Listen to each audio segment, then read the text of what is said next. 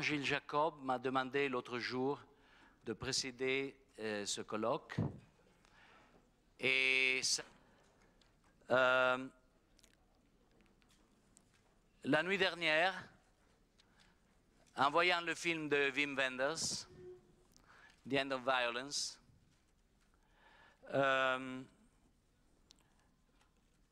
je me suis rendu compte encore une fois,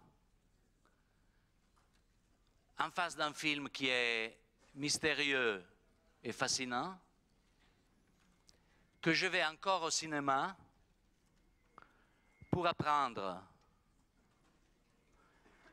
C'est ce qui me garde vivant, je crois, dans le cinéma, c'est que ça me serait très difficile de dire comment est-ce qu'on fait un film, parce que je continue à aimer le cinéma comme quelque chose dans lequel je mets mon énergie dans la tentative d'apprendre un métier,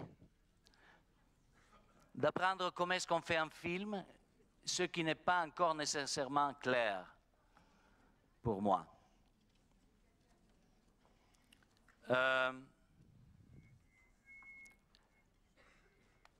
Au Festival de Saint-Sébastien, l'année dernière, au mois de septembre, Diego Galan, le directeur du festival, m'a demandé d'être sur plateau le soir de l'inauguration.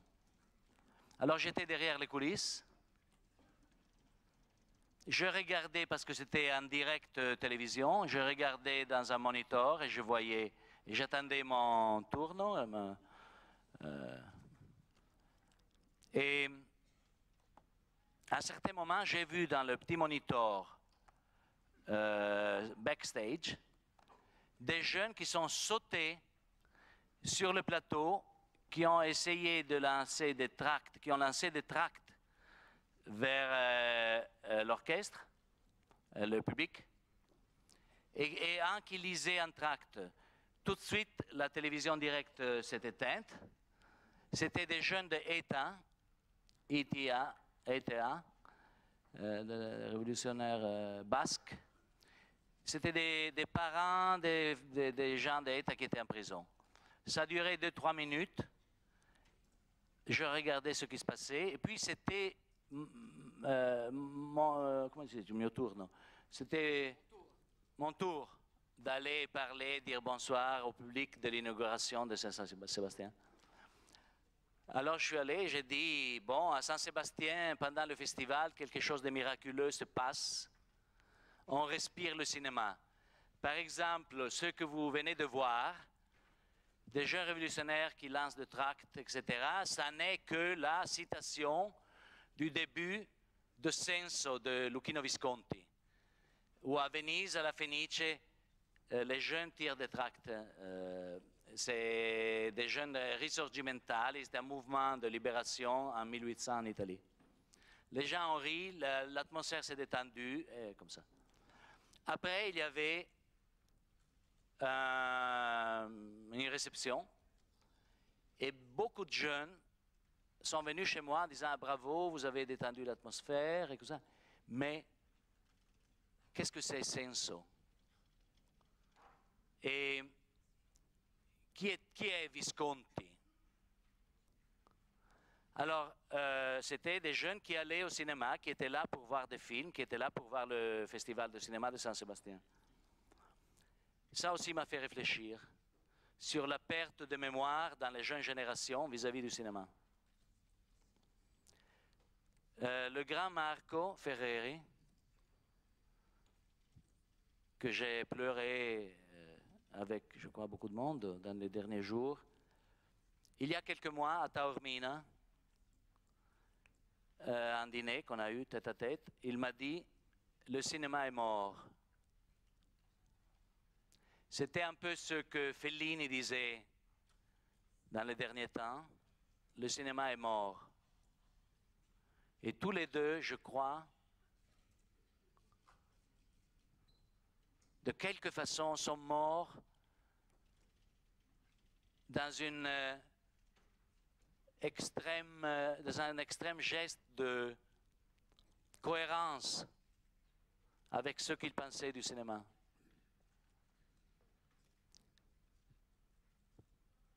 Personnellement, je ne crois pas ça. Je crois que le cinéma, c'est dans une mutation dramatique qui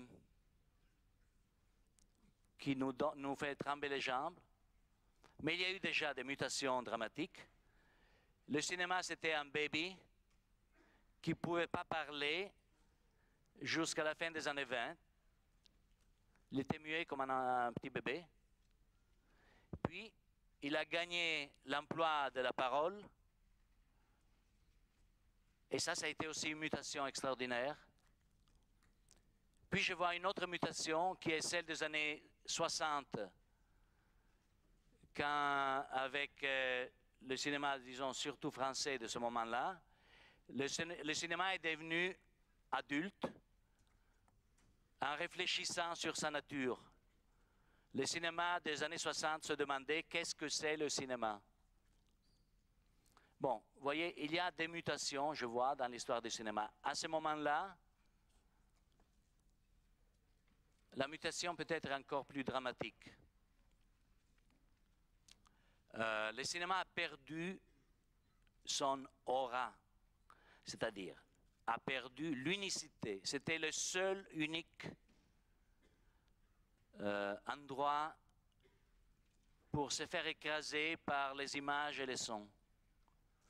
Maintenant, il n'y a que des images et sons autour de nous.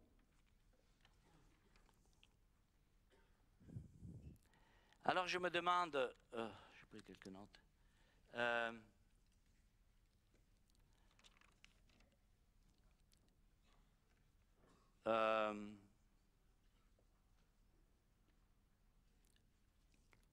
il y a tellement de télévision, computer, informatique autour que le cinéma a un peu perdu, il faut l'admettre.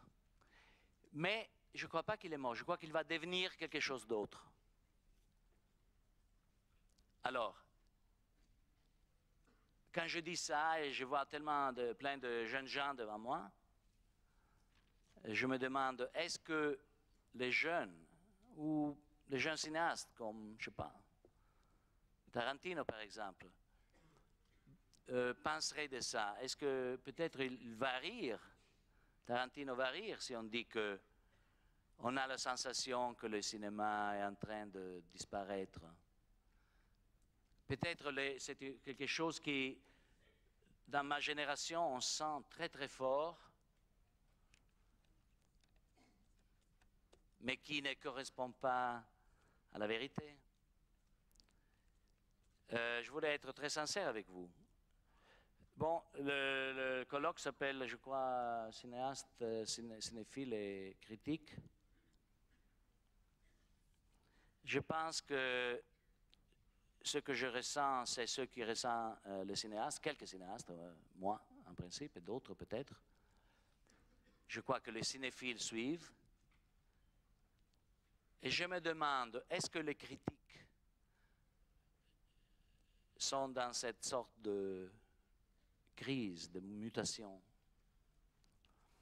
Vous voyez, les critiques dans le passé avaient, à cause de la présence du cinéma, d'une certaine présence du cinéma dans la culture, les critiques avaient une certaine facilité à devenir organiques au cinéma. Bon, moi au début, dans les années 60, j'étais italien, mais je me sentais plus français parce que je préférais la nouvelle vague à la comédie à l'italienne. Mais ça, c'est mon histoire. Donc, en étant français, je savais qu'en France, par exemple, il y avait deux tendances critiques qui étaient incarnate par les cahiers du cinéma ou par Positif. Mais les deux tendances étaient organiques à ce qu'on faisait dans ce moment-là. Je crois que cette chose physiologique qui avait la critique à ce moment-là, c'est un peu perdu. Récemment, je ne sais pas, du moment que je ne sais pas bien où va le cinéma, je ne sais pas très bien où vont les cinéphiles et où va la critique. C'est sur cette question que je relancerai et je vous prie de m'excuser si j'étais trop long, mais au moins j'étais sincère. Merci.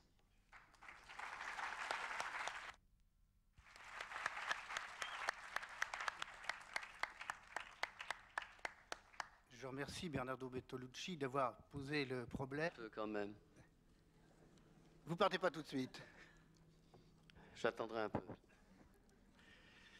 Alors, le rôle de la critique à Cannes, la façon dont Cannes lui a donné la possibilité d'être reconnu internationalement. Please. Experience of Cannes is extremely personal.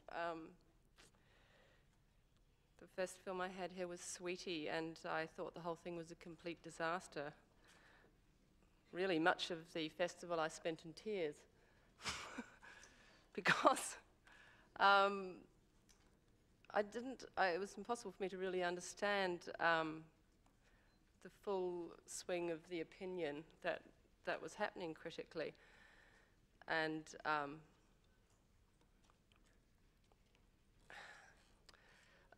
a lot of people supported the film, and a lot of people were kind of very personal and attacking about it. And I think that's one of the things that I've found that's very confronting for filmmakers when they have a first film, is like growing up to realize that if people don't like your film, they kind of hate you too. It seems to be a very personal business. And at the same time, it's you're utterly disarmed without them, without a critical background, without people being able to tell each other and to write in papers, you know, what's interesting, what's to go and see.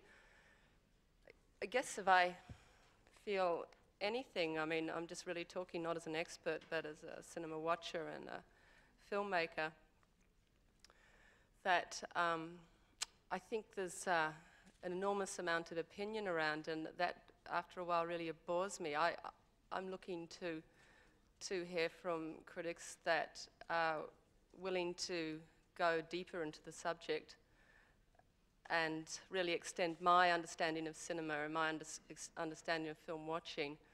And that's what I really enjoy when I read criticism. But most of it that I read feels like just opinions. And you know, really every single body that goes to a film is their own best critic, you know. And half the time you feel much safer just asking a friend, what did you think, you know? Should I go and see it or not? I find it really hard to trust criticism in general. Merci beaucoup. This is no expert opinion, okay?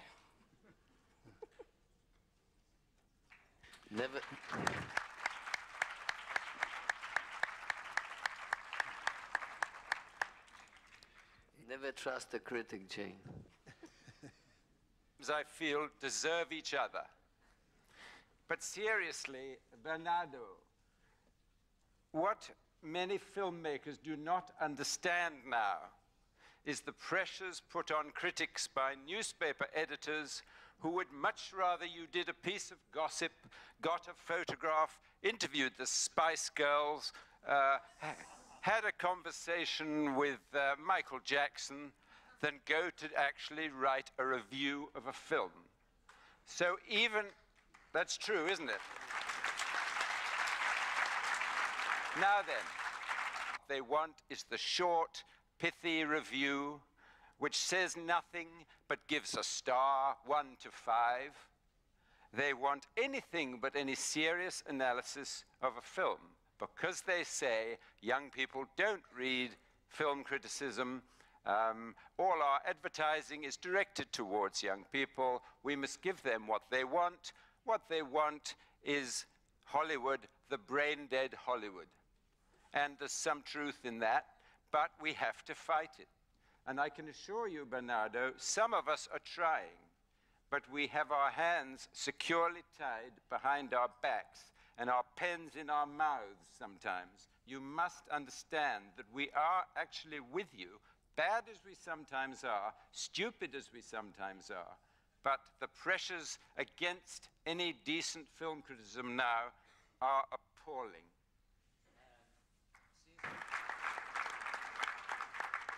Since you called me, Derek, immediate problem.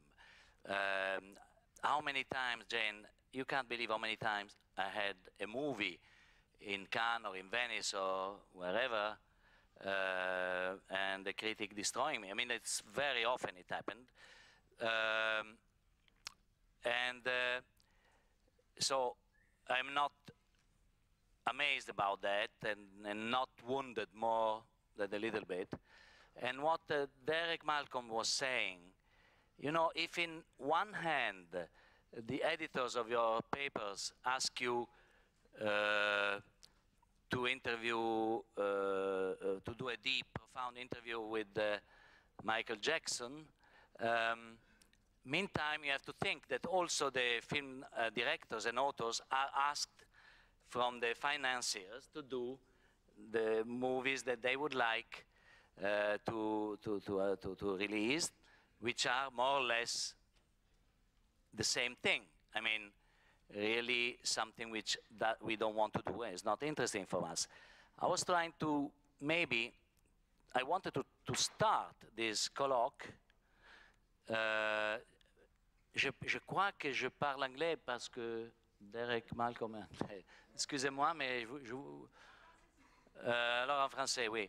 Alors je voulais commencer plutôt avec un autre discours. Dans les années 60, quand les jeunes cinéastes d'aujourd'hui n'étaient pas encore nés, probablement, il y avait de guerres idéologiques sur le cinéma. Sur cette question que vous pouviez voir dans un travelling en mouvement de caméra de Godard, où on voyait tout de suite que le style, le travelling était une affaire de morale. La critique de ce moment-là correspondait à ça, était, j'ai dit, organique à ces batailles de cinéma, à cette guerre qu'il y avait entre deux groupes. Il y avait la Nouvelle Vague, il y avait des Free English Cinema, il y avait le nouveau cinéma américain de Makers, etc., l'avant-garde, il y a eu le cinéma politique, et de quelque façon, la critique a été toujours capable de suivre, je répète, j'aime bien ce mot, d'être organique au cinéma qui se faisait dans les années 60. Je comprends très bien qu'à ce que Jane disait, Malcolm a répondu, c'est difficile pour nous, mais alors je dirais aussi c'est difficile pour les cinéastes. Mais je me demande, est-ce que dans cette sensation de mutation ou de fin de siècle, fin du cinéma, etc., la critique est encore à côté des cinéastes? Est-ce que la critique est capable de réfléchir, tandis que nous sommes les personnes d'action, la critique font la réflexion. Est-ce que la critique est capable de réfléchir sur ce qui se passe en ce moment ou pas? Merci, je crois que Michel Simon a une réponse. Oui, je voudrais répondre à Bernardo sur le dernier point qu'il vient de faire. Je crois que les sont obligés souvent de passer par les volontés du système. Les critiques aussi passent par les volontés du système. Je crois que la critique n'est pas organique comme elle l'a été il y a 30 ans. C'est incontestable. Je crois que de même que le cinéma n'est pas mort, la critique n'est pas morte. Il y a encore des activités critiques. Un certain nombre de cinéastes qui ont débuté après toi, il y a Kiarostami et d'autres, Kieslowski, ils ont été suivis par la critique et imposés par la critique, puisqu'au départ, ils étaient connus par un petit nombre de gens. Donc la critique continue. Mais je crois que le sujet vraiment de cette rencontre, c'est quelque chose de très actuel. Ce n'est pas une rencontre sur le passé, c'est une rencontre justement, enfin c'est lié au présent et au passé, puisque c'est une rencontre sur le danger de l'amnésie. Qu'est Bernardo, la fin des années 50, au début des années 60, au fond, certains critiques sont devenus des cinéastes, à quoi on s'oppose et ce que l'on continue. Donc je pense que c'est ce rapport organique entre cinéaste, cinéphile et critique qui est un peu l'expérience dont nous parlons aujourd'hui, et il y a d'ailleurs à cette table des gens justement comme Angelopoulos ou John Boorman qui ont commencé par faire de la critique, d'autres qui ont fréquenté la Cinémathèque, qui ont fréquenté le Museum of Modern Art. Et c'est de cette expérience, je crois, qu'on pourrait parler. Je pense que c'est tout à fait juste. John Boorman, est-ce que vous pouvez... I think what Michel says that we're in a period where of we might say, naive art in the cinema, where this applies not only to the younger filmmakers but also to the audiences. That we know this, for instance, from the kind of books on the cinema that are bought. That nothing much before Taxi Driver is known or of interest. There is, and when they hold polls of moviegoers, the 10 best films of all time, nothing figures in it that before the 70s. Perhaps The Godfather as far back as people go. So there is this sense of amnesia.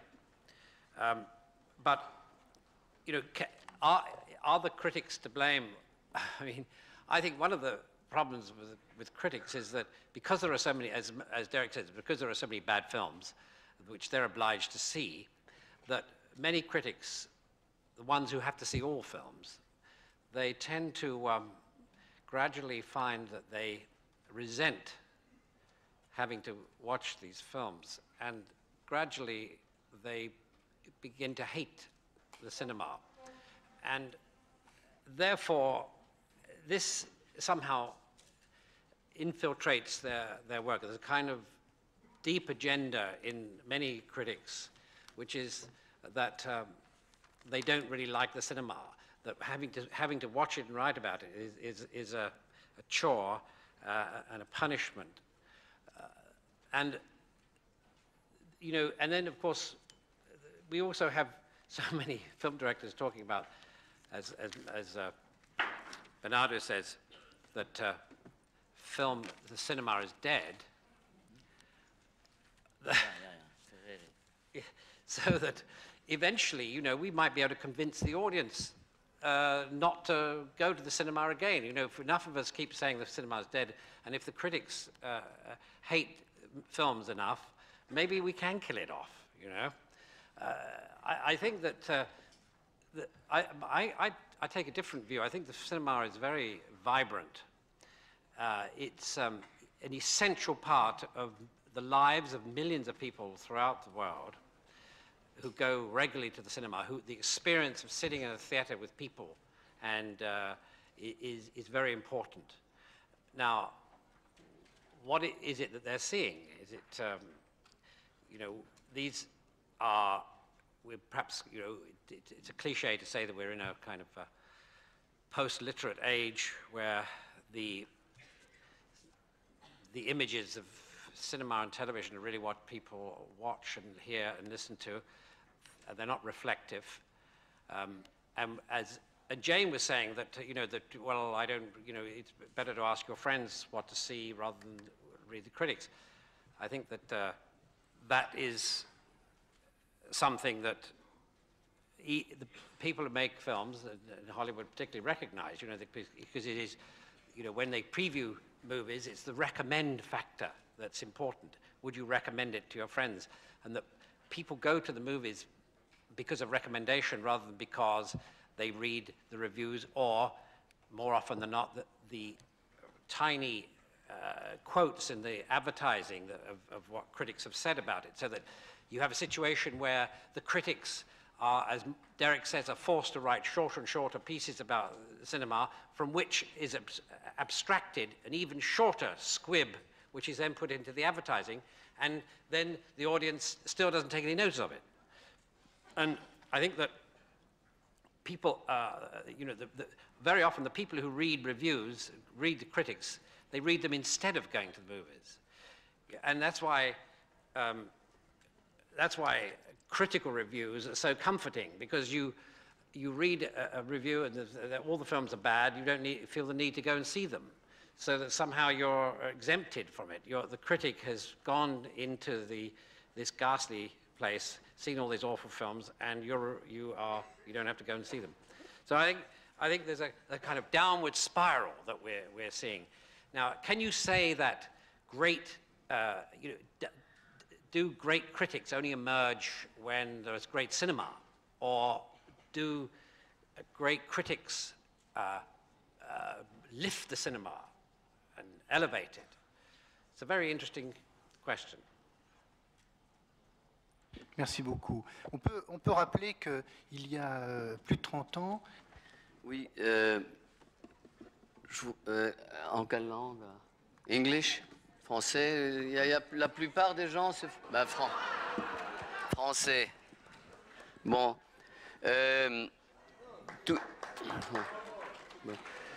Tout d'abord, je voudrais que vous me pardonniez. Je dois m'en aller dans peu de temps. Je ne veux pas partir sans dire quelques mots, même si j'ai rien de particulier à dire. Ça ne serait pas élégant. Je voudrais parler justement de cette mort du cinéma. C'est une expression pas tout à fait nouvelle. Je crois que pour la première fois, on l'entendait justement quand le cinéma devenait d'âge dont parlait tout à l'heure Bernardo, c'est-à-dire quand il a commencé à parler. La plupart des gens qui aimaient le cinéma muet disaient à cette époque que le cinéma est en fait fini, que c'est une nouvelle chose qui commence, qui n'a rien à voir avec le cinéma. Et depuis, chaque fois quand la technologie avance et nous amène un nouveau aspect de ce 7e art, il y a une espèce de mort de tout ce qui précédait ce moment. Comme la technologie avance de plus en plus vite, on est en train de témoigner des grands changements justement dans la perception, aussi dans la fabrication des films. Et bien sûr, c'est toujours différent, c'est pas mort, c'est du nouveau. Au début, c'est toujours un peu choquant, après on s'y fait, on s'habitue, on commence à apprécier. Parfois, les effets nouveaux sont sensationnels, on les aime dès la première rencontre. En tout cas, pour dire que le cinéma souffre en ce moment, il faudrait d'abord savoir définir ce que c'est le cinéma.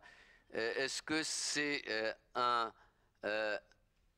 grand écran avec une image excellente, un son excellent, vis-à-vis un petit écran et un petit tube noir et blanc avec un petit haut-parleur? C'est certainement pas ça, parce que la télévision bientôt aura un écran qui prendra le mur de notre appartement et le son sera aussi bon qu'il est maintenant dans le palais du festival.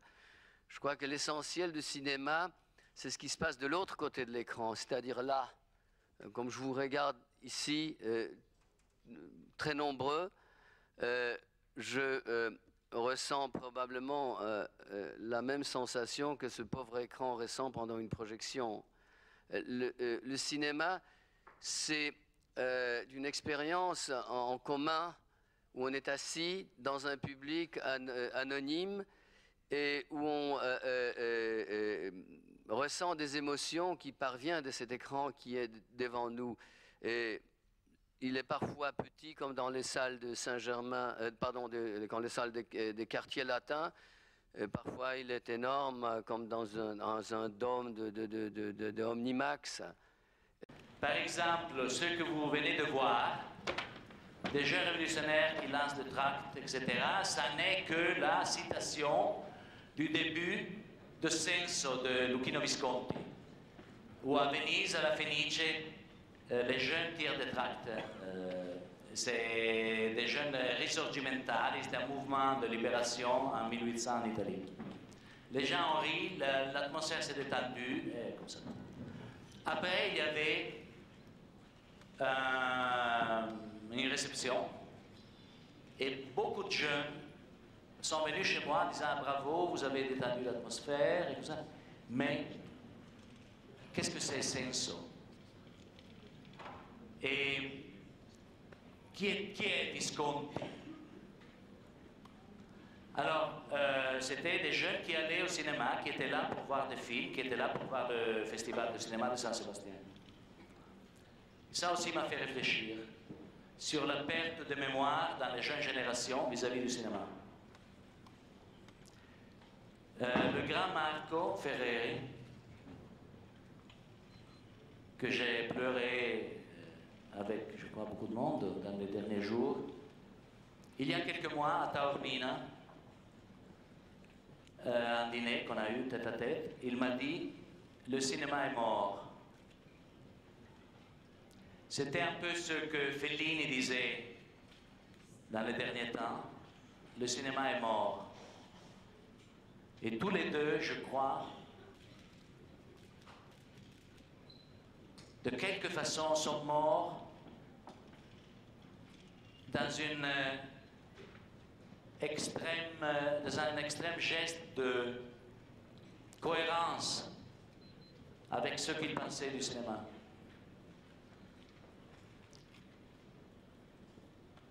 Personnellement, je ne crois pas ça. Je crois que le cinéma, c'est dans une mutation dramatique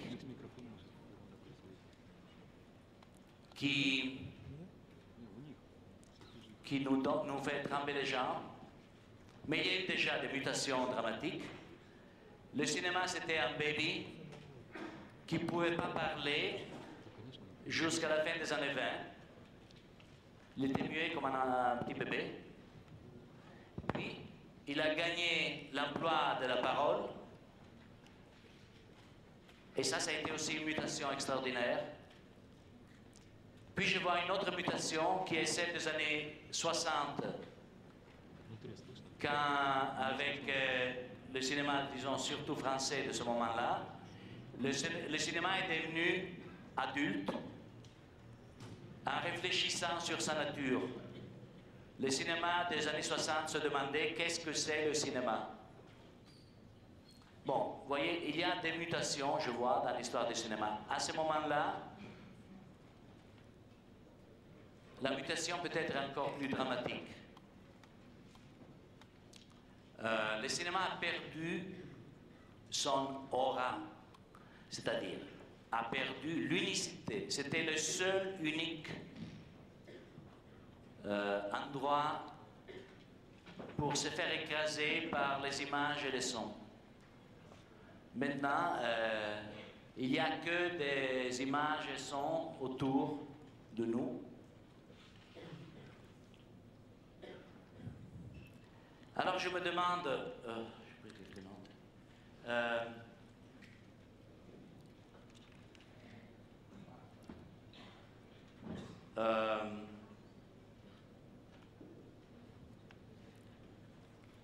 il y a tellement de télévision, computer, informatique autour que le cinéma a un peu perdu, il faut l'admettre.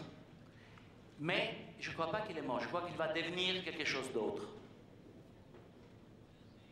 Alors, quand je dis ça et je vois plein de jeunes gens devant moi, je me demande, est-ce que les jeunes ou les jeunes cinéastes, comme, je sais pas, Tarantino par exemple, penseraient de ça? Est-ce que peut-être il va rire, Tarantino va rire si on dit que on a la sensation que le cinéma est en train de disparaître? Peut-être c'est quelque chose qui, dans ma génération, on sent très très fort, mais qui ne correspond pas à la vérité. Je voulais être très sincère avec vous. Bon, le colloque s'appelle, je crois, cinéaste, cinéphile et critique. Je pense que ce que je ressens, c'est ce qui ressent les cinéastes, quelques cinéastes, moi en principe, et d'autres peut-être. Je crois que les cinéphiles suivent. Et je me demande, est-ce que les critiques sont dans cette sorte de crise, de mutation? Vous voyez, les critiques dans le passé avaient, à cause de la présence du cinéma, d'une certaine présence du cinéma dans la culture, les critiques avaient une certaine facilité à devenir organiques au cinéma. Bon, moi au début, dans les années 60, j'étais italien, mais je me sentais plus français parce que je préférais la nouvelle vague à la comédie à l'italienne. Mais ça, c'est mon histoire. Donc, en étant français, je savais qu'en France, par exemple, il y avait deux tendances critiques qui étaient incarnate par les cahiers du cinéma ou par Positif. Mais les deux tendances étaient organiques à ce qu'on faisait dans ce moment-là. Je crois que cette chose physiologique qui avait la critique à ce moment-là, c'est un peu perdu. Récemment, je ne sais pas, du moment que je ne sais pas bien où va le cinéma, je ne sais pas très bien où vont les cinéphiles et où va la critique. C'est sur cette question que je relancerai et je vous prie de m'excuser si j'étais trop long, mais au moins j'étais sincère. Merci.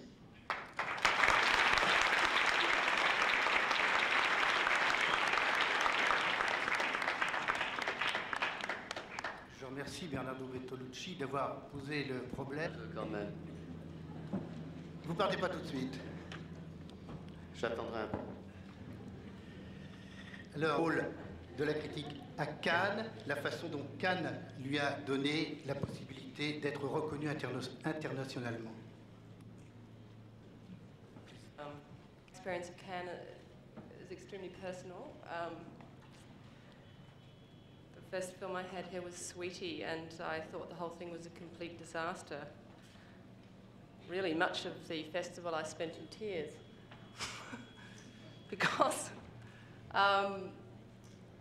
it was impossible for me to really understand the full swing of the opinion that was happening critically. And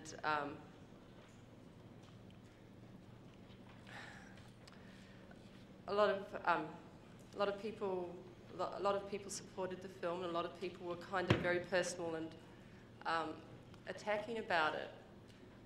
And I think that's one of the things that I've found that's very confronting for filmmakers when they have a first film, is like growing up to realize that if people don't like your film, they kind of hate you too. It seems to be a very personal business. And at the same time, it's you're utterly disarmed without them, without critical background, without people being able to tell each other and to write in papers, you know, what's interesting, what's to go and see. I guess if I feel anything, I mean, I'm just really talking not as an expert, but as a cinema watcher and a filmmaker, that I think there's an enormous amount of opinion around, and that after a while really bores me. I'm looking to hear from critics that are willing to go deeper into the subject and really extend my understanding of cinema and my understanding of film watching. And that's what I really enjoy when I read criticism.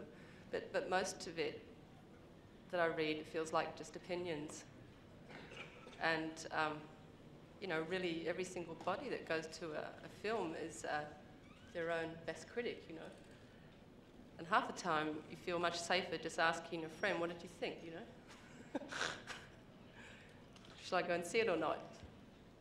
I find it really hard to trust criticism in general. Merci beaucoup. This is no expert opinion, okay?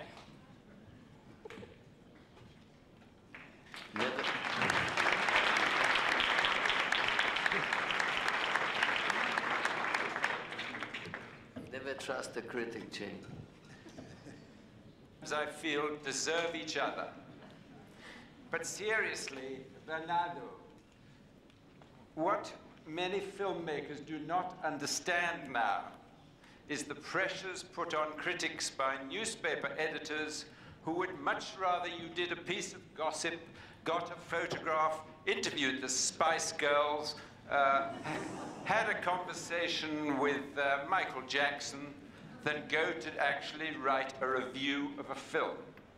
So even, that's true, isn't it?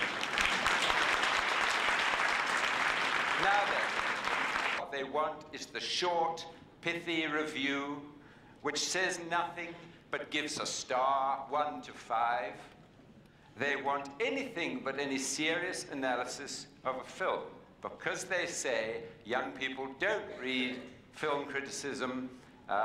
All our advertising is directed towards young people. We must give them what they want. What they want is Hollywood, the brain-dead Hollywood. And there's some truth in that, but we have to fight it. And I can assure you, Bernardo, some of us are trying, but we have our hands securely tied behind our backs and our pens in our mouths sometimes. You must understand that we are actually with you, bad as we sometimes are, stupid as we sometimes are, but the pressures against any decent film criticism now are appalling.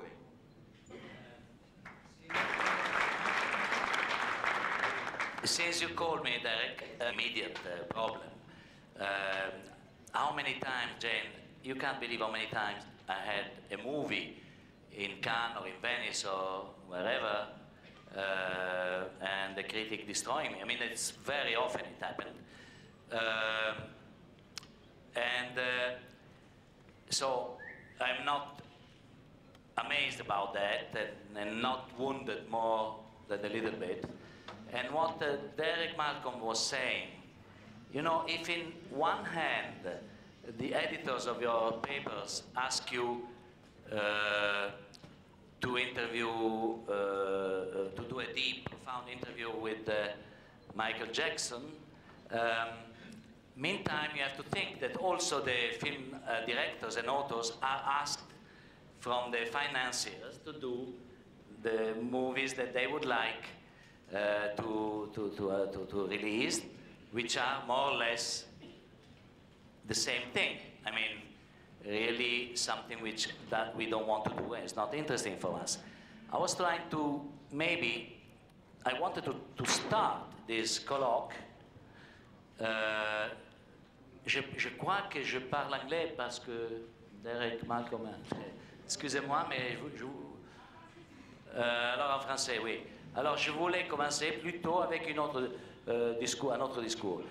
Dans les années 60, quand les jeunes cinéastes d'aujourd'hui n'étaient pas encore nés, probablement, il y avait de guerres idéologiques sur le cinéma. Sur cette question que vous pouviez voir dans un travelling en mouvement de caméra de Godard, où on voyait tout de suite que le style et le travelling était une affaire de morale. La critique de ce moment-là correspondait à ça, était, je dis, organique à ces batailles de cinéma, à cette guerre qu'il y avait entre deux groupes. Il y avait la Nouvelle Vague, il y avait des Free English Cinema, il y avait le nouveau cinéma américain de Makers, etc., l'avant-garde, il y a eu le cinéma politique, et de quelque façon, la critique a été toujours capable de suivre, je répète, j'aime bien ce mot, d'être organique au cinéma qui se faisait dans les années 60.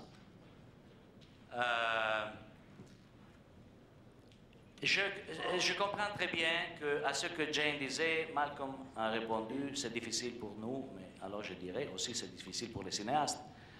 Mais je me demande, est-ce que dans cette sensation de mutation ou de fin de siècle, fin du cinéma, etc.,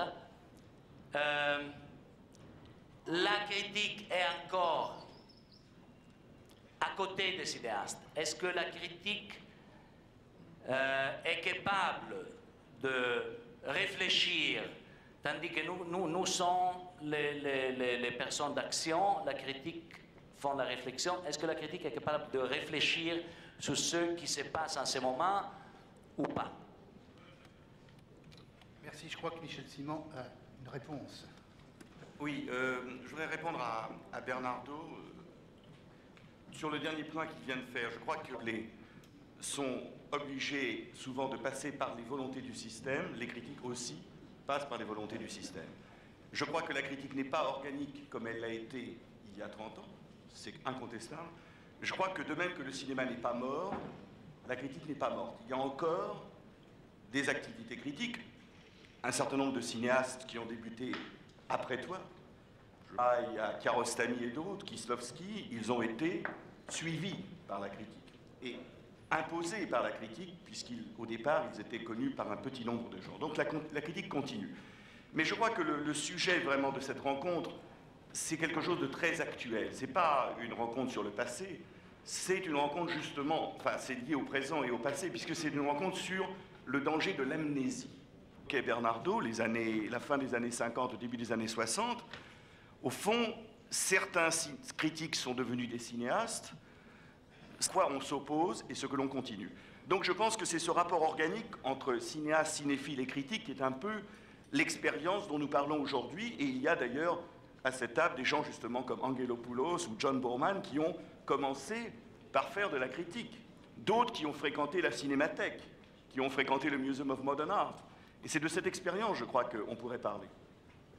Je pense que c'est tout à fait juste. John Boorman, est-ce que vous pouvez... I think what Michel says that we're in a period where of kind of, we might say, naive art in the cinema, where this applies not only to the younger filmmakers, but also to the audiences. That we know this, for instance, from the kind of books on the cinema that are bought, that nothing much before Taxi Driver is known or of interest. There is, and when they hold polls of moviegoers, the 10 best films of all time, nothing figures in it that before the 70s.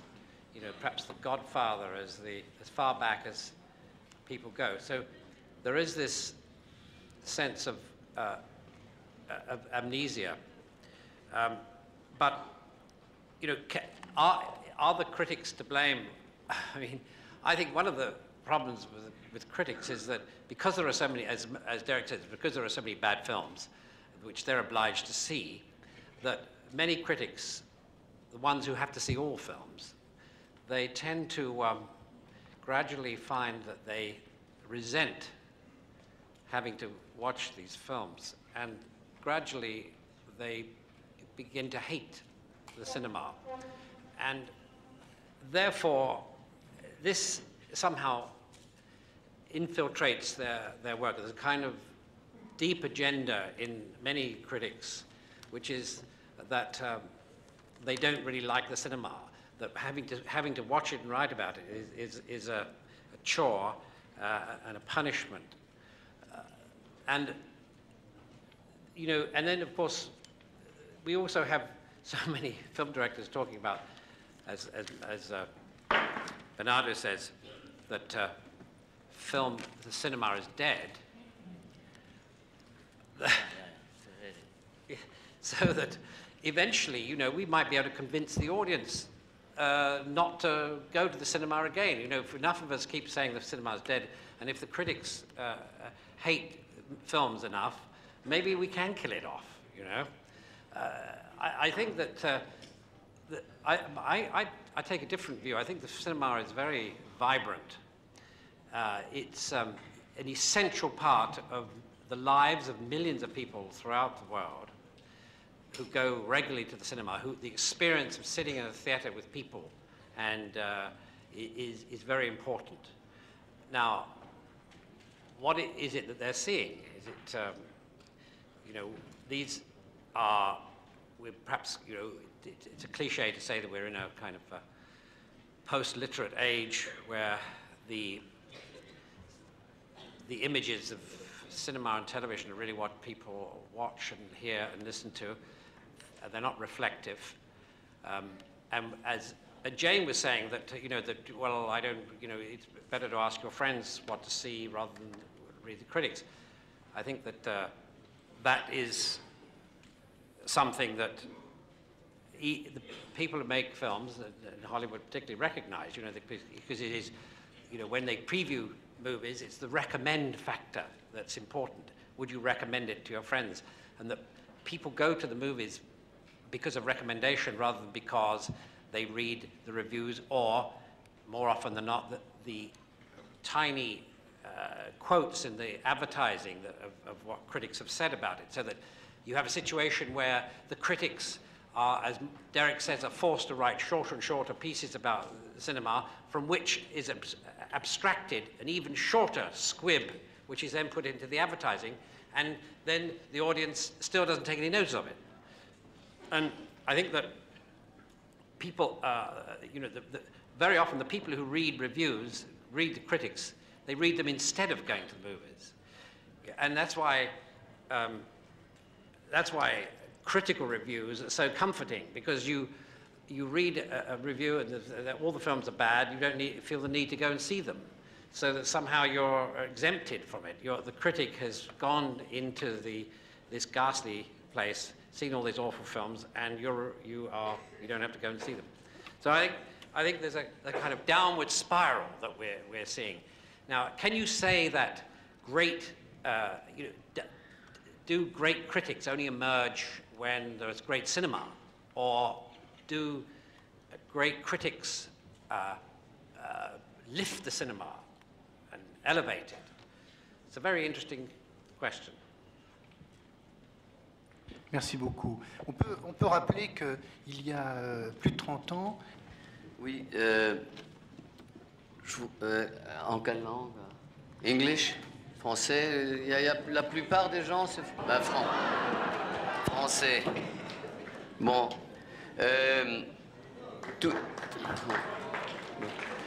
Tout d'abord, je voudrais que vous me pardonniez. Je dois m'en aller dans peu de temps. Je ne veux pas partir sans dire quelques mots, même si j'ai rien de particulier à dire. Ça ne serait pas élégant. Je voudrais parler justement de cette mort du cinéma. C'est une expression pas tout à fait nouvelle. Je crois que pour la première fois, on l'entendait justement quand le cinéma devenait d'âge dont parlait tout à l'heure Bernardo, c'est-à-dire quand il a commencé à parler. La plupart des gens qui aimaient le cinéma muet disaient à cette époque que le cinéma est en fait fini, que c'est une nouvelle chose qui commence, qui n'a rien à voir avec le cinéma. Et depuis, chaque fois quand la technologie avance et nous amène un nouveau aspect de ce 7e art, il y a une espèce de mort de tout ce qui précédait ce moment. Comme la technologie avance de plus en plus vite, on est en train de témoigner des grands changements justement dans la perception, aussi dans la fabrication des films. Et bien sûr, c'est toujours différent, c'est pas mort, c'est du nouveau. Au début, c'est toujours un peu choquant. Après, on s'y fait, on s'habitue, on commence à apprécier. Parfois, les effets nouveaux sont sensationnels. On les aime dès la première rencontre. En tout cas, pour dire que le cinéma souffre en ce moment, il faudrait d'abord savoir définir ce que c'est le cinéma. Est-ce que c'est un grand écran avec une image excellente, un son excellent vis-à-vis un petit écran et un petit tube noir et blanc avec un petit haut-parleur? C'est certainement pas ça. Parce que la télévision, bientôt, aura un écran qui prendra le mur de notre appartement, et le son sera aussi bon qu'il est maintenant dans le palais du festival. Je crois que l'essentiel du cinéma, c'est ce qui se passe de l'autre côté de l'écran, c'est-à-dire là, comme je vous regarde ici, très nombreux, je ressent probablement la même sensation que ce pauvre écran ressent pendant une projection. Le cinéma, c'est une expérience en commun où on est assis dans un public anonyme et où on ressent des émotions qui parviennent de cet écran qui est devant nous. Et il est parfois petit, comme dans les salles de Saint-Germain, dans les salles des quartiers latins. Parfois, il est énorme, comme dans un dôme de Omnimax. C'est une expérience d'un grand nombre de gens, pas l'expérience d'un couple assis dans un sofa avec deux canettes de bière qui est en train de regarder la télé. Je me souviens que lorsque il y avait une espèce de renaissance de disques, lorsque le magnétophone a commencé à être à la portée de tout le monde, on disait que ça sera la fin des concerts. Que chacun aura une stéréo à la maison et personne n'ira au concert. Or, on n'a jamais vu des foules aussi gigantesques qu'à Woodstock, par exemple. Jamais auparavant. Ça n'a pas tué le concert. Et le développement technologique de la télévision n'est pas, à mon avis, une concurrence dangereuse pour le cinéma. L'homme a toujours aimé le spectacle, si c'était le théâtre grec ou le cirque romain ou le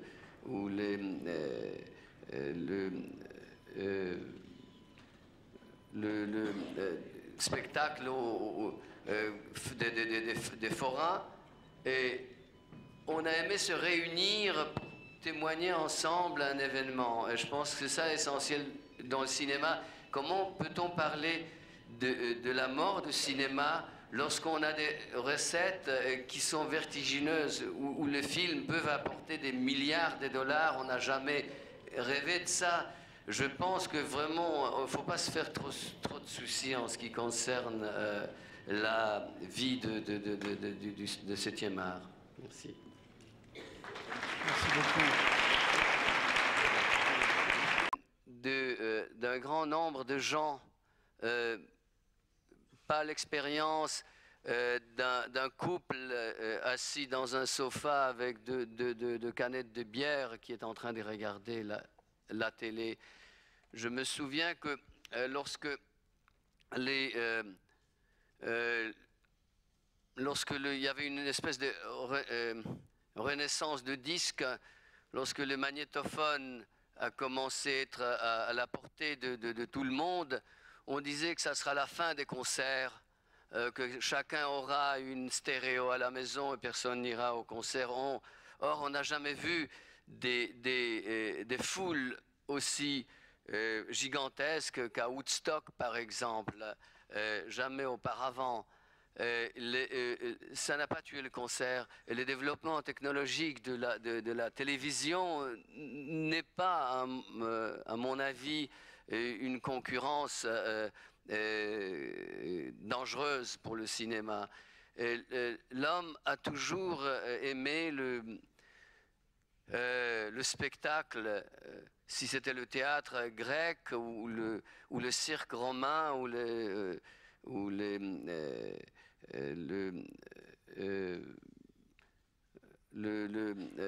spectacle des forains. Et on a aimé se réunir pour témoigner ensemble un événement. Et je pense que c'est ça essentiel dans le cinéma. Comment peut-on parler de la mort du cinéma lorsqu'on a des recettes qui sont vertigineuses, où les films peuvent apporter des milliards de dollars? On n'a jamais rêvé de ça.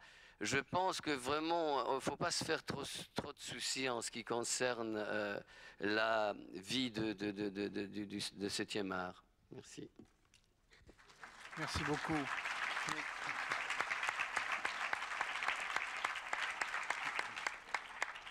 Mais Roman Polanski, est-ce que ce n'est pas justement beaucoup plus de dialogue entre ce que fait le cinéaste et le critique? Je dois avouer pourtant que moi je vois beaucoup de problèmes de mon côté aux États-Unis, parce que sous ce terme critique, il y a tellement de distinctions à faire. Il y a d'un côté ce qu'on fait à la télévision, ce qu'on appelle sound bites, parce que ça dure 10 secondes, la personne à la télé dit oui c'est bon, allez-y, oui c'est mauvais, ne va pas, et ça c'est tout, ça c'est pas la critique. Et on peut se poser la question, est-ce que c'est la critique quand dans un journal, comme l'a dit Derek Malcolm, on vous donne 2 paragraphes pour approfondir tout un film complexe, par exemple de Wim Wenders? En plus, il y a maintenant des critiques qu'on peut lire dans les revues de cinéma, telles que Première. Alors là, c'est beaucoup plus misé au grand public. Alors on ne peut pas vraiment, à mon avis, parler de film criticism. Et c'est pourquoi un peu, je me suis trouvée en fin de compte à l'université. Je suis professeure à Columbia. Pourquoi? Parce que là-bas, je peux me permettre de regarder des films avec mes étudiants, des films des années 20, 30, 40, d'approfondir et qu'on puisse avoir justement un dialogue où parfois on se met justement dans la position du cinéaste. On se demande pourquoi la caméra est là et pas là. Pourquoi c'est en noir et blanc et pas en couleur? On pose des questions qui, pour moi, sont la base de ce lien entre critique et cinéaste. Mais le problème aussi que je dois mentionner dans ce contexte, aux États-Unis maintenant, dans les universités surtout, ce qu'on appelle la critique est tellement borné à la théorie et a tellement peu à faire avec la création de cinéastes. C'est un langage tout à fait extérieur au langage cinématographique, ça vient des autres disciplines. Et il y a un problème pour moi, c'est qu'on ressent le manque d'amour, le manque de passion, en fin de compte, le manque de cinéphilie, qui doit être le point de départ pour tout cinéaste et tout critique.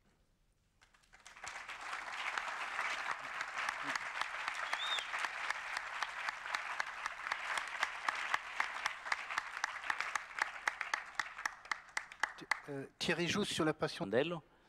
Un jour, dans les années 60, a été appelé. On lui a dit, il a dit allô, et on lui a dit pronto, la télévision italiana. Et lui, il a dit un instant, je vous passe le frigidaire.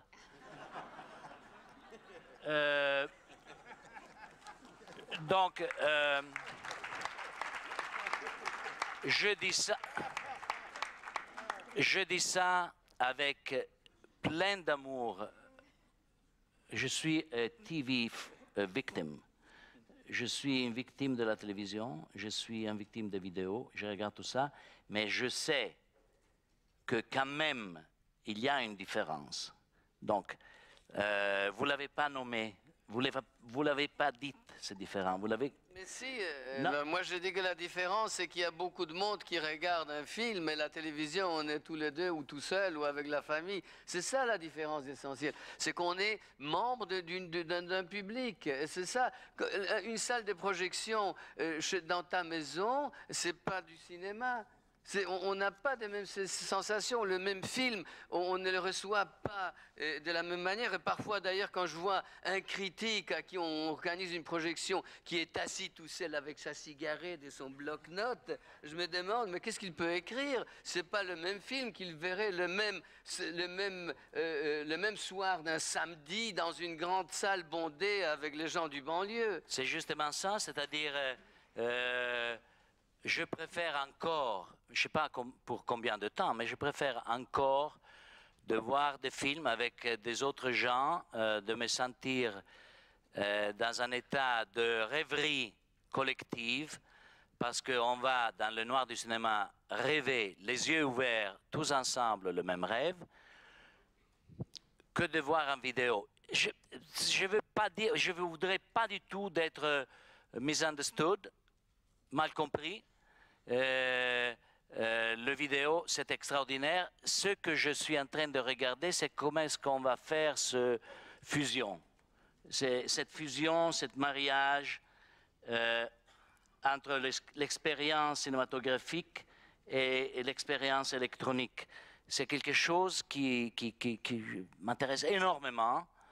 Je ne sais pas encore et je me demande, tu as raison, mais toi, tu fais des injections de jeunesse tout le temps, donc... non, attends, je vais finir. Je vais finir.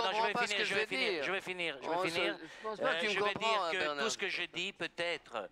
Je disais tout à l'heure que des jeunes metteurs en scène, des jeunes cinéastes, j'ai fait l'exemple de Tarantino, qui est un jeune cinéaste, mais il y a aussi Anton Egoyan et d'autres que j'admire énormément, vont sentir ce que notre génération va sentir. Est-ce que c'est une sensation, une maladie, une mélancolie générationnelle, ou est-ce qu'il y a quelque chose aussi d'objectif dans cette sensation? C'est ce que je me demande modestement, humblement, et je n'ai pas encore eu la réponse. Tu vois? Moi, vraiment, je pense qu'on puisse pas vivre les mêmes émotions quand on regarde un film tout seul et quand on le regarde avec un public, et particulièrement public anonyme. Quand on une partie d'une grande salle de spectateurs, le même film, par quel moyen on le voit, si c'est électronique, si c'est 35, ce n'est pas important, parce que la technologie accroît, ça devient de plus en plus perfectionné, et bientôt, des points de vue techniques, des points de vue, je veux dire, technologiques, la perception s'approchera de la télévision au cinéma et vice-versa. Ce n'est pas ça qui compte, c'est la salle qui compte. Et les salles, elles existent. On parle de la mort du cinéma, on a de plus en plus de complexes, je veux dire complexes, où on fait une dizaine de salles, on construit en Italie, on construit à côté de Paris 20 salles équipées parfaitement. S'il y en a de fous qui investissent, ils sont peut-être pas tellement fous, ils se sont bien renseignés, ils voient que ça marche. On détruit les vieilles salles dégueulasses avec un écran tout sale, un son qui fait cri-cri. On construit des nouvelles salles pour les gens qui aiment le cinéma, pour les jeunes qui sont prêts à attendre 2 heures dans la pluie pour voir au cinéma un truc qu'ils pourraient voir chez eux à la télévision. D'accord. C'est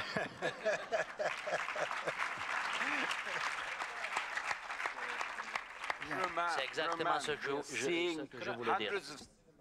Hundreds of cinemas being built to show the same films.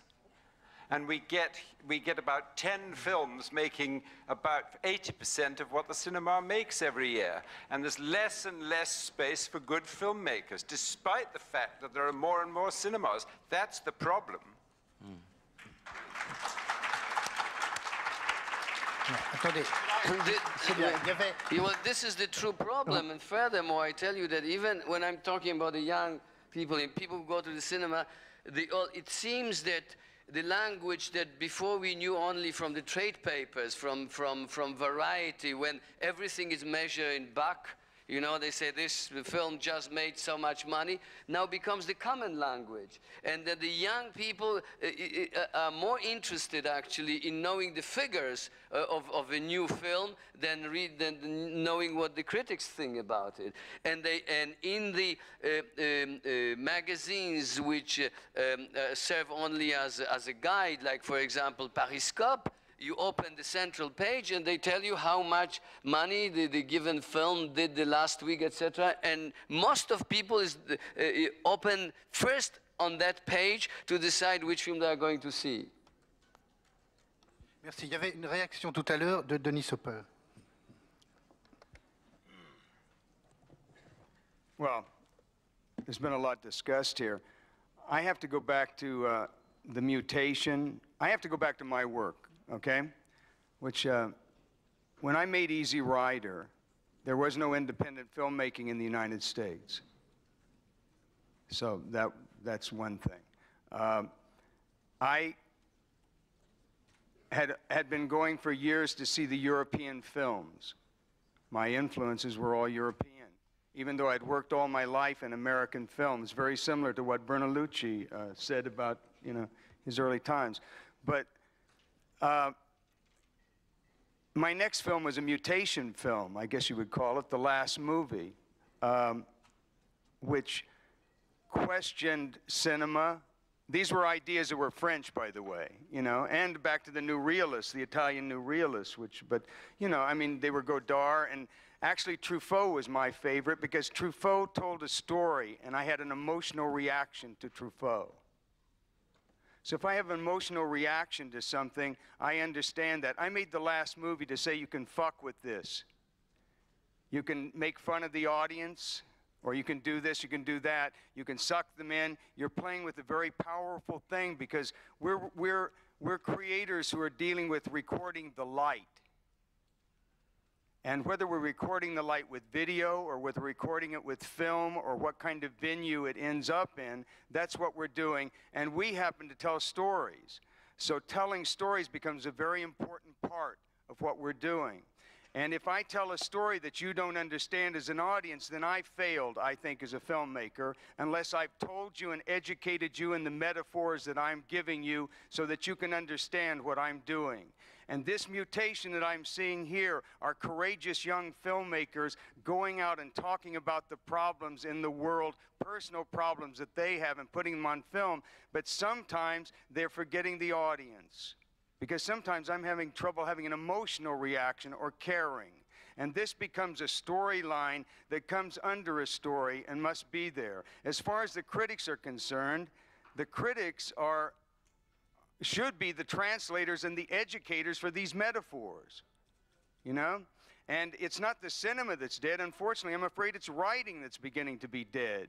So maybe we need to find other ways where we are, I guess, doing television with critics and so on. But it's very, very important that people see our films. That's the important thing, because you're not making them for a few people to sit somewhere that are your friends and tell you how great they are, but we're making them hopefully for an audience, a vast audience that can educate, that can entertain, and that can give us some really cultural ideas about our existence and where we are in this miracle that we're in. Because we're in a miracle. We're traveling at enormous speed through space. Everything here is a miracle. Everything here is a miracle. And we're recording that miracle. And when I was at the Palais last night, I realized that we were celebrating our culture and the history and what has made us what we are today with the men who were on that stage. They'd given us and directed us our customs, our attitudes, and the way we think today. And there's always been fine art, and there's always been popular art.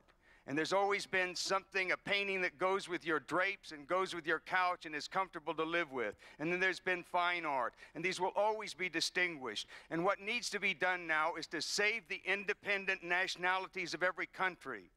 It's very important, because this is our way to understand each other. So every country must have a strong film industry. Every country. So we can understand our ways and live in harmony here. Live in harmony and live in peace. And I have for every Cineplex that is built,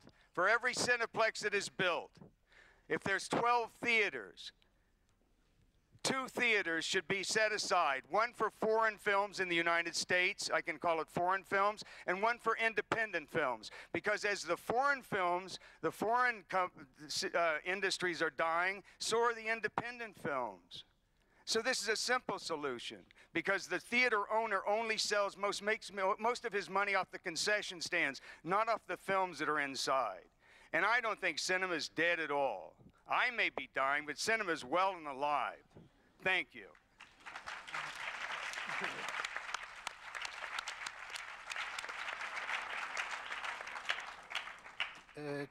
Théo Angelopoulos, alors le cinéma n'est pas mort, vous êtes passé par la ciné... Non. Parlons de la vie du cinéma alors. Parlons de l'avenir du cinéma. Non, non. Parlons de l'avenir du cinéma. L'avenir du cinéma existe. Déjà, il y a des jeunes dans ces festivals. Il y a une mutation. Il y a une confusion. Mais il y a une confusion pas dans les cinémas, mais dans nos sociétés. Alors le cinéma, comme miroir, il accepte ça. Il reçoit ça. Donc, il ne faut pas parler toujours. Alors, il faut parler de la mort du monde. Non, non, le cinéma va vivre autant que le monde vive. Forever and a day.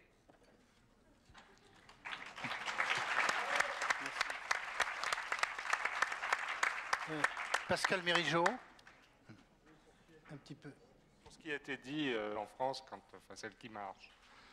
Donc ça est la même chose que disait Derek Malcolm, c'est-à-dire que la multiplication des salles a conduit en fait à une réduction du nombre de films proposés, puisque effectivement il y a des salles de 10, des complexes de 15 ou 20 salles, mais dans ces 20 salles, dans ces complexes, il n'est pas rare que 4 ou 5 salles affichent le même film. Donc de toute façon, le choix se réduit. Et c'est là qu'on retrouve le rôle de la critique, qui a permis pendant longtemps l'émergence de nouveaux cinéastes, et de cinéastes qui n'étaient pas prompts, que le public n'était pas prêt à accepter pour X raisons, et qui trouvaient, grâce au ciné-club, grâce aux salles indépendantes, etc., un public qui leur permettait de continuer à faire des films jusqu'au moment où ils trouvaient effectivement le public.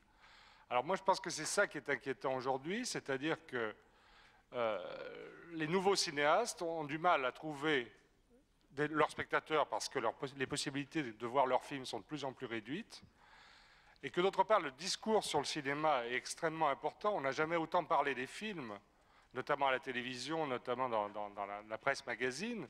Enfin, on n'a jamais parlé autant autour des films ou autour du cinéma. Parce que la grande question qu'on ne pose jamais, c'est savoir ce qu'il y a dans les films. Et ça, c'est le rôle des critiques, d'essayer de le voir, de le décrypter. Et ça, malheureusement, la presse, comme l'a dit Derek Malcolm, c'est de plus en plus difficile pour les journalistes. Et puis une dernière petite chose quand même pour montrer que le cinéma est quand même quelque chose à part.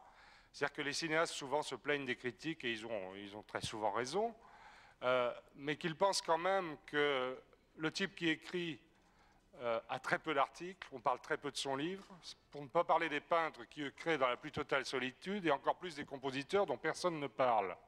Donc je ne sais pas si ces gens-là ne préféreraient pas avoir des articles défavorables de temps en temps, plutôt le silence total qui accompagne leurs travaux. Merci beaucoup. Jerry Schatzberg. And if they had dismissed us, I doubt if any of us would be here. So I think we have to find that combination. I think cinema is alive. I think it is changing. I think technology, we've got to try and keep up with technology. I mean, I would like to. You know, my father died about 10 years ago, and I think if he came back today, he probably wouldn't be able to turn on the television. He just wouldn't know how to do it. I mean, things are changing so rapidly, but we've got to keep up with it. And I really hate these kids that are 8 or 9 years old that can work a computer, because I can't. And, you know, it's just trying to keep up with it. But I think we do need each other. And also, we seem to be putting all the filmmakers and all the cineasts and all the critics as one. They're all different. They're all different kinds of filmmakers, all different kinds of critics, and all different kinds of cineasts. I think we should all be making films for the people that enjoy the films that we make. Merci. Michel Simon. Oui, je voudrais aujourd'hui. C'est-à-dire que moi, je pense vraiment que c'est l'histoire de la bouteille à moitié pleine ou à moitié vide. Parce que d'un certain point de vue, évidemment, on doit être très optimiste parce qu'il n'y a jamais eu autant, par exemple, de critiques de qualité. Il y a au moins 30 revues en France qui existent, qui tirent entre 500 et 1000 exemplaires, qui sont publiés dans des villes de province par des universités ou par des jeunes cinéphiles, qui ont des textes d'une remarquable intelligence. Mais ils ne peuvent pas vendre plus de 550 ou 600 exemplaires. Mais ils existent. C'est-à-dire, ce sont des dizaines et des dizaines de jeunes critiques très cultivés qui ont beaucoup de talent. Mais ils ne peuvent pas écrire. Et en même temps, ils ne peuvent pas écrire en dehors de 500 exemplaires dans des toutes petites revues. En même temps, dans la grande presse, c'est-à-dire dans celle qui est vendue à des centaines de milliers d'exemplaires, il y a de moins en moins d'espace, Derek Malcolm l'a dit, pour faire une vraie analyse. Alors, est-ce que c'est l'optimisme du point de vue de la volonté humaine et de l'intelligence humaine, c'est le pessimisme du point de vue de l'organisation économique d'aujourd'hui. De même pour le cinéma. Polanski avait une vision extrêmement optimiste en disant « jamais il y a eu autant de millions de gens dans les salles ». C'est vrai. Il n'y a jamais eu autant de pays qui produisent des films. Il y a des films dans tous les pays du monde qui se font aujourd'hui, en Iran, à Hong Kong, à Taïwan, en Finlande, dans des pays qui n'avaient pas d'industrie avant la Deuxième Guerre mondiale. Mais en même temps, qu'est-ce qu'on voit dans les salles? C'est exactement le même problème que pour la critique. C'est-à-dire qu'effectivement, il n'y a jamais eu autant de recettes dans les salles et autant de spectateurs, mais sait-on par exemple que les dernières statistiques européennes, à peu près en Europe, il y a 5% du public qui va voir des films européens. 5%. Et en dehors de la France, la plupart des pays d'Europe ne voient pas leurs propres films, et c'est entre 85 et 95% des recettes et des spectateurs voient uniquement des films américains et essentiellement la grosse production américaine. Alors, il y a évidemment de grands talents au Portugal, de grands talents en Iran, de grands talents à Taïwan, mais qui voit leurs films? Alors, c'est optimiste parce qu'ils existent, c'est pessimiste parce qu'on ne voit pas leurs films. Merci Michel.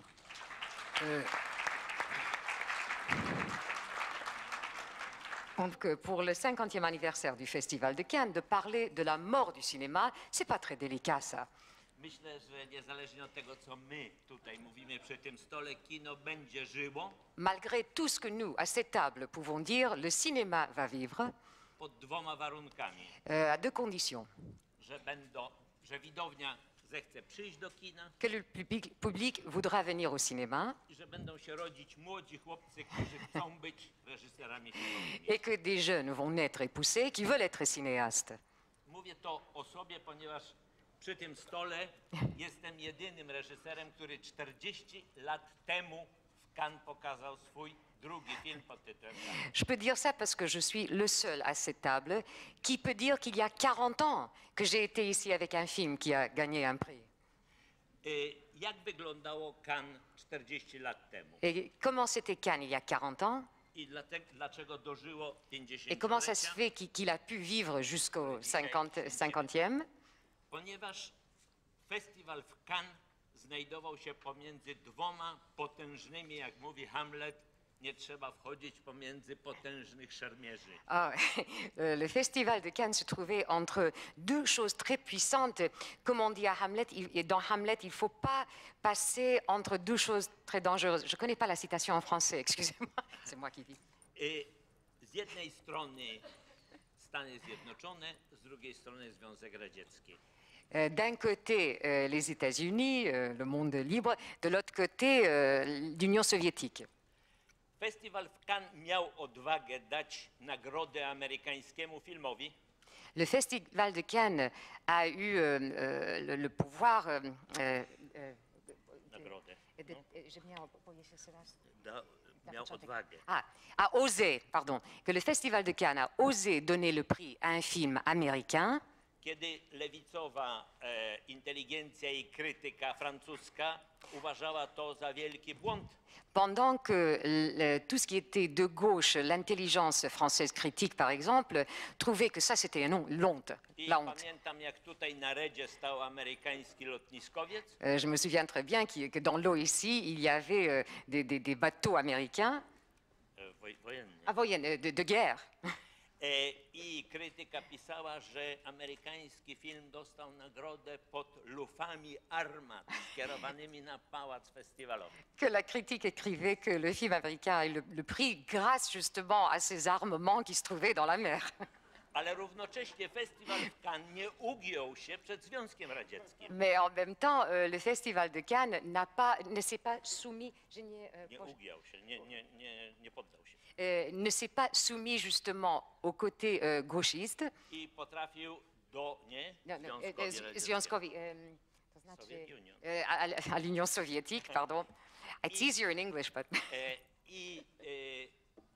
Potrafił znaleźć takich reżyserów jak Andrzej Tarkowski, który nie był dobrze tam notowany, a festiwal w Cannes otworzył jemu i nam wszystkim drogę. Pourtant, le Festival de Cannes a pu justement découvrir des talents comme Andrzej Tarkowski, qui était peu connu et apprécié dans l'Union soviétique, et le faire découvrir ici par tout le monde. I myślę, że trwałość tego festiwalu polegała na tym, że tu zawsze szukano nowych filmów, nowych nazwisk i miano odwagę, jury miało odwagę dać nagrodę filmom, które gdzie indziej nie miałyby szansy.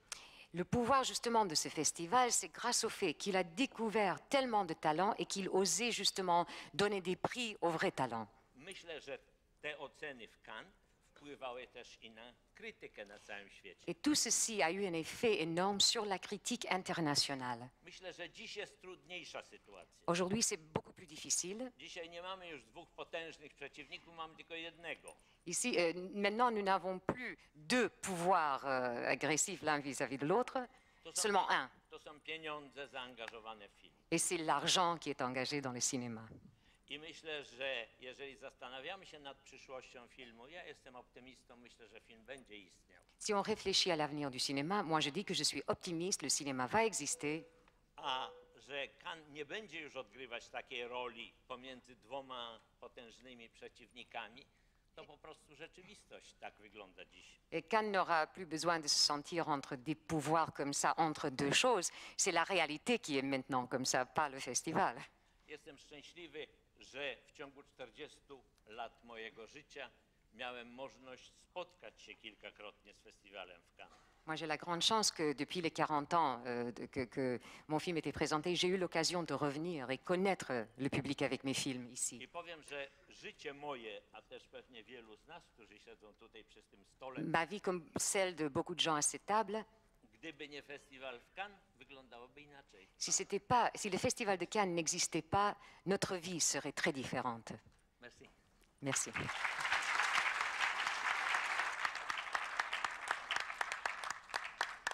Mohamed Lagdar Amina, on ne nous a pas entendu sur la critique, le festival. Parce que j'ai reçu la carte d'invitation, il y a écrit cinéaste, cinéphile et critique. Alors, qu'est-ce qu'un cinéaste, qu'est-ce qu'un cinéphile et qu'est-ce qu'un critique? Parce que des fois, tous les critiques, normalement, sont cinéphiles.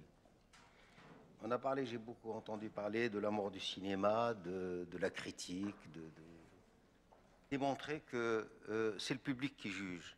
Besson a été détruit, démoli entièrement pour le Grand Bleu, et son film a fait un tabac après parce que le public a répondu. Et pour son film en ce moment, bref, et le public répond, le film fonctionne au milieu d'eux. Donc, quel est le rapport? Moi, je pense que la critique ne doit servir que les petits films ou les films du tiers-monde pour raisons économiques. Bon, je pense que c'est une forme d'organisation. On a dit en France, on a dit en Italie, envahi, etc., etc. À partir du moment où il y a 50 ans ou 45 ans, on a signé l'accord, où il y a eu le plan Marshall, on savait que le cinéma américain était hégémonique. Puis en plus, il prend les meilleurs metteurs en scène de l'Europe, et puis il y va. Et puis on ne peut pas envoyer les gens au cinéma ni par la force, ni à coup de pied au cul, où ils ont envie d'y aller, ou ils n'ont pas envie d'y aller. Aujourd'hui, les jeunes aiment les films américains, et ça, c'est une chose vraie.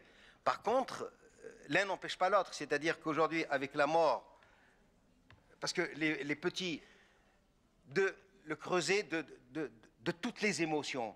Quand on va au cinéma, on communique avec les gens, on sent une communicabilité. Lorsque quelqu'un rit, lorsque quelqu'un dit quelque chose, tout le monde est là. Mais quand on voit un film seul, c'est comme si on était comme Robinson Crusoe sur une île déserte tout seul, etc., etc.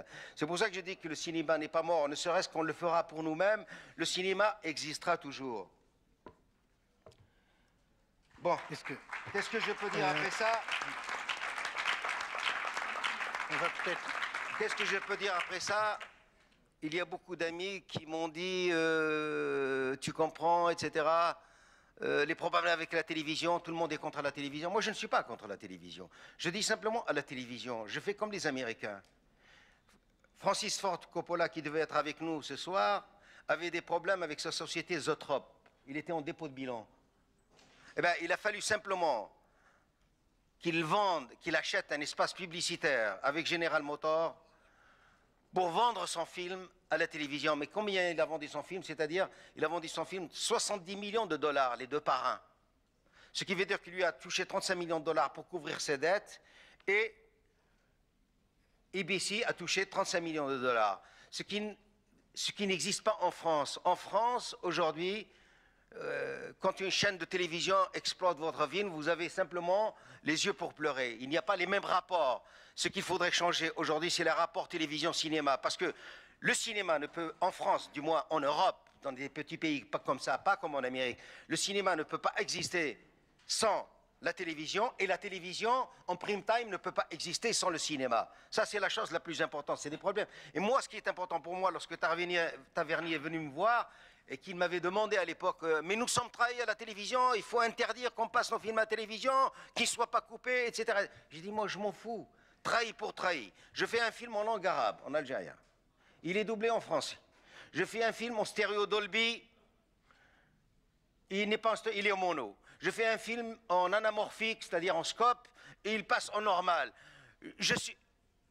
La tante appelle au téléphone, je suis tout le temps trahi. Alors, trahi pour trahi, qu'on coupe, qu'on le saucissonne, comme en Amérique, et qu'on me donne l'argent pour faire d'autres films, pour essayer de m'expliquer, pour essayer de montrer mes films. Voilà ce qui est important pour moi. C'est ça qui est la chose la plus...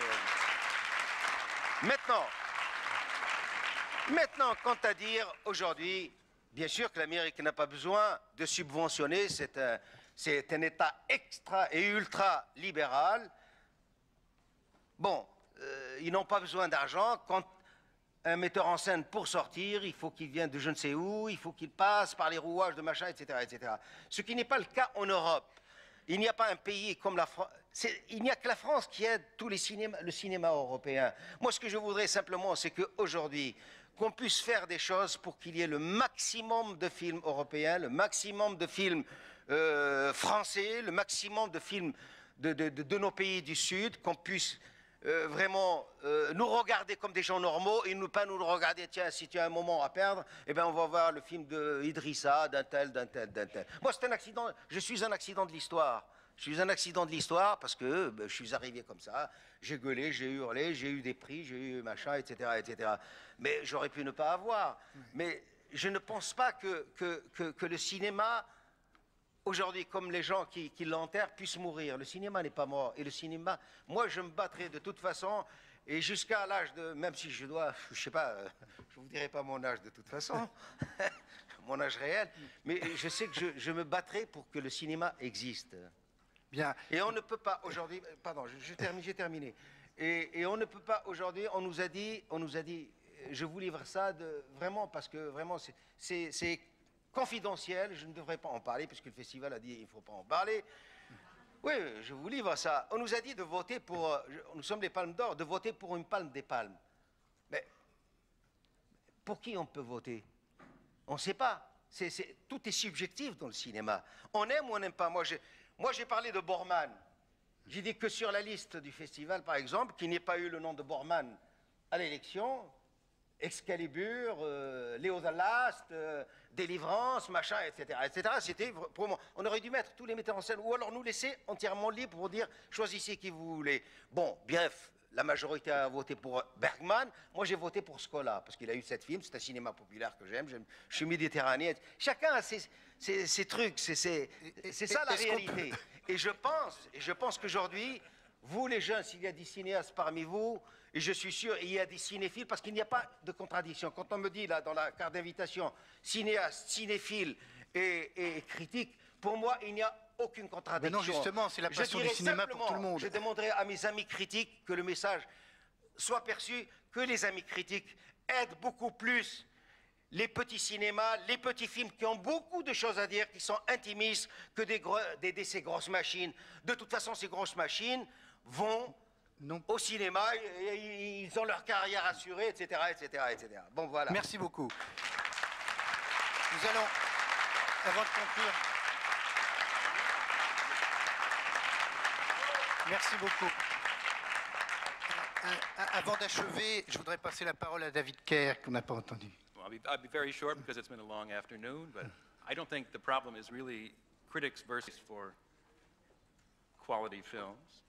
We're all fighting the same battle, and let's continue to make good movies and write good reviews and carry on. That's what Cannes is about, and that's what we need to do. Yes, un petit mot de Denis Hopper. And when you have business, you have culture. And now the problem becomes, how do we protect our industries in our various countries? And I say it's through education. Because in my country, I believe if every Cineplex that was built, 10 theaters, 12 theaters, one for the independents and one for European films or Asian films, foreign films, and with the right education, the right people talking about it, that those theaters will be filled when the big blockbusters are wondering whether people are going to come to them, that there will be a continuous influx that will go to those theaters to see independent films and what I call foreign films, or we used to call them all art films, but you know, so it's like a museum where you have different things displayed, and I think this is sound economically. I really do, and like culture works when business works. That's all I know, you know, and I'm not a businessman, and I'm just a poor guy who's had real hard time getting financing to make movies. However, I fucking love them. Merci beaucoup. Mais les cinémas, il y a des renaissances dans les cinémas. Tu as dit, il y a des étapes.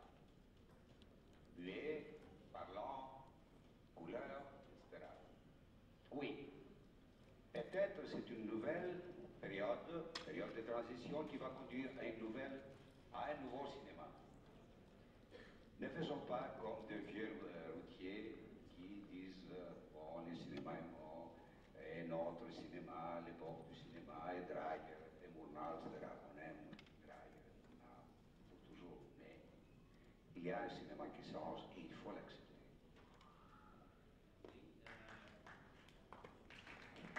Je dois m'obliger à répondre à Théo Angelopoulos, son talent des plans séquences au maximum. Moi j'aime beaucoup les contradictions, c'est pour ça que souvent mes films ne ressemblent pas au film que je fais, ne ressemblent pas au film que je viens de faire. Je me disais, quelle incroyable chose va être Angelopoulos le moment où il arrête de faire des plans séquences, où il découvre, il décide de découper ces plans séquences. Ça va être comme une harakiri sublime, etc., etc. Mais là, c'était une chose très personnelle entre deux metteurs en scène. Je vais dire, alors je vais commencer en disant que je suis content que Ferreri, à travers ce que j'ai dit, a encore réussi à provoquer tous les amis qui ont parlé ici. Je vous remercie pour votre patience. Et on fête le 50e centenaire. Bon, j'espère de vous voir tous ensemble pour le 100e centenaire de Cannes. Merci.